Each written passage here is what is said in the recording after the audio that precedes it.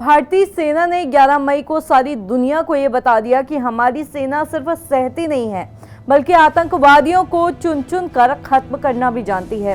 भारतीय सेना ने पाकिस्तान में अपना ग्रुप चला रहे 100 से ज्यादा आतंकवादियों को ढेर कर दिया और एलओसी पर भी पाकिस्तानी सेना के 35 से 40 सैनिक और अफसर मारे गए। ऑपरेशन सिंदूर के सारे लक्ष्य हासिल हुए। भारतीय सेना ने पाकिस्तान में 3 अहम रडार सिस्टम तबाह किए। कई एयरबेसों पर सफल धमाके करके संदेश दिया कि अगली बार पाकिस्तान को गोली का जवाब गोलों से मिलेगा। नमस्कार, मैं हूं रक्षिता।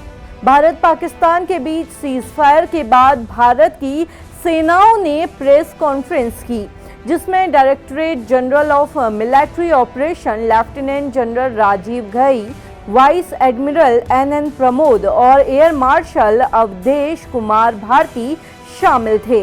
लेफ्टिनेंट जनरल राजीव घई ने 100 आतंकवादियों की लिस्ट जारी की, जिसमें यूसुफ अजहर, अब्दुल मलिक रऊफ और मुदस्सिर अहमद जैसे बड़े आतंकी चेहरे भी शामिल थे, जो कांधार हाईजैक और पुलवामा अटैक में शामिल थे। साथ ही लेफ्टिनेंट जनरल राजीव घई ने इसकी गवाही देती तस्वीरें भी मीडिया के सामने रखी।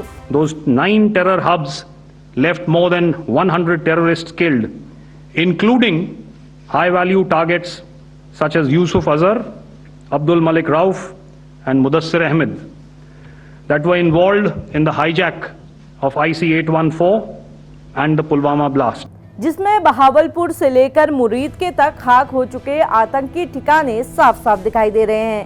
लेफ्टिनेंट जनरल राजीव घई ने ये साफ किया कि सेना ने सिर्फ आतंकी ठिकानों को ही निशाना बनाया है।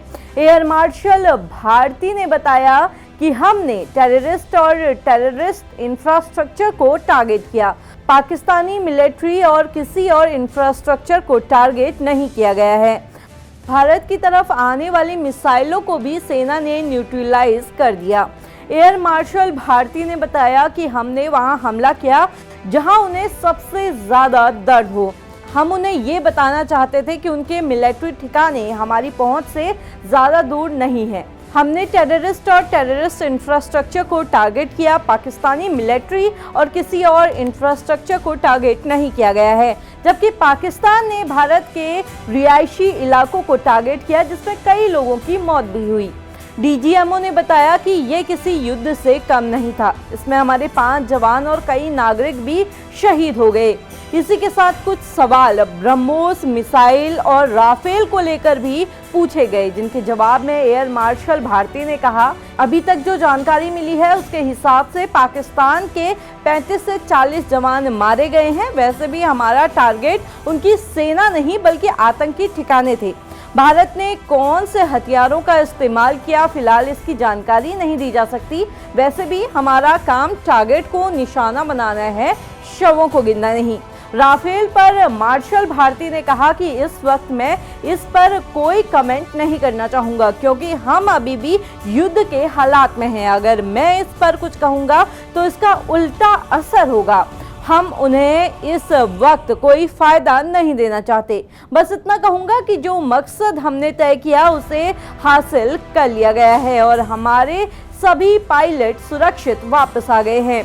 इसी के साथ सेना ने यह भी साफ कर दिया कि ऑपरेशन सिंदूर अभी तक जारी है।